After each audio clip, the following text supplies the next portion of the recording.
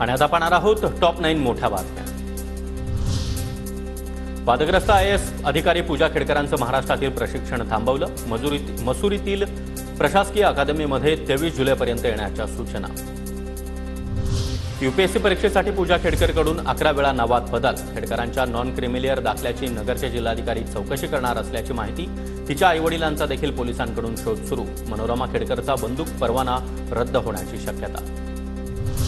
पूजा खेडकर प्रकरणामध्ये दिव्यांग कल्याण आयुक्तांनी रिपोर्ट मागवला। पुणे जिल्हाधिकारी आणि पोलिसांना दिव्यांग प्रमाणपत्राबाबतचा अहवाल सादर करण्याचे आदेश। शिंदेच पुन्हा मुख्यमंत्री होतील, मंत्री अब्दुल सत्तार यांचा दावा।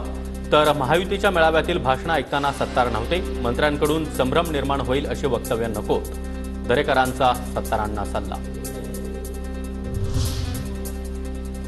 खासदार शाहू छत्रपती आणि सतेज पाटील विशाळगडावरील मशिदीची शाहू महाराज यांच्याकडून पाहणी।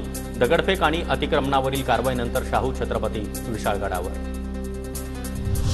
छत्रपती संभाजीराजे यांच्यावर गुन्हा दाखल झाल्यानंतर नाशिकमध्ये स्वराज्य संघटना आक्रमक। कार्यकर्त्यांकडून गृहमंत्री देवेंद्र फडणवीसांचा निषेध व्यक्त। विशाळगडावरील अतिक्रमण निघत असताना महाविकास आघाडीच्या पोटात का दुखतंय? महाविकास आघाडी शिवरायांच्या बाजूने की गडावर अतिक्रमण करत हिरवे झेंडे मिरवणाऱ्यांच्या पाठीशी? फडणवीसांची टीका।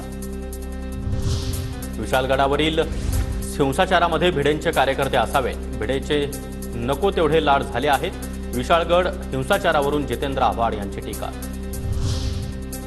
विशाळगडावर जाणाऱ्या पत्रकारांना धक्काबुक्की, पोलिसांनी पत्रकारांवर काठी उगारल्याची देखील माहिती समोर। माध्यमांना गडावर जाण्यास मज्जाव, पोलिसांची माहिती।